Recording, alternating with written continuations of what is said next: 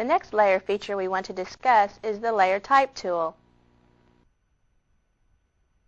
When we apply text, not only is a new layer created, but a T is added to the layer indicating that it contains text. Like the italic F for the layer effects, we can click the capital T in the Layers box to edit the text after we have entered it. Let's double-click the capital T in the Photoshop layer.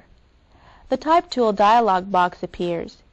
If you get an error message stating that a font substitution will be made, it means that one or more of the fonts used in the file are not available on your computer and will be replaced by an available font.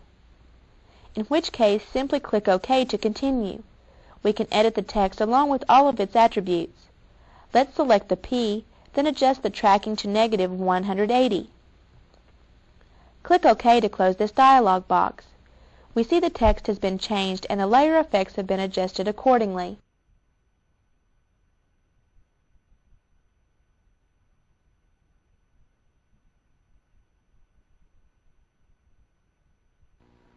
A layer mask is a black and white image that defines what part of a layer is visible and which parts are transparent.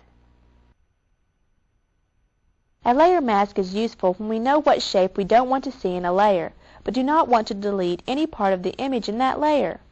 The first thing we need is a selection. We'll load the selection that is saved with this file.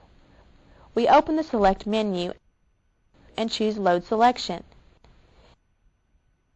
In the Load Selection dialog box, we click the drop-down arrow for Channel and select Alpha 1. Then click OK.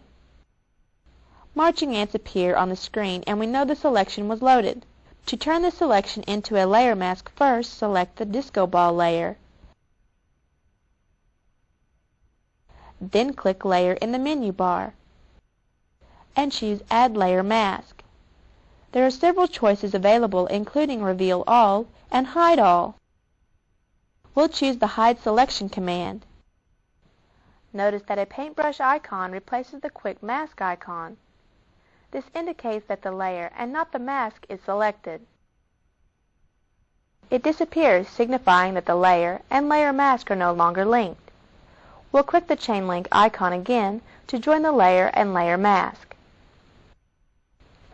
Finally, we see the layer mask thumbnail, which is a small preview of the contents of the layer mask. Let's click the layer thumbnail. Notice that a paintbrush icon replaces the quick mask icon. This indicates that the layer and not the mask is selected.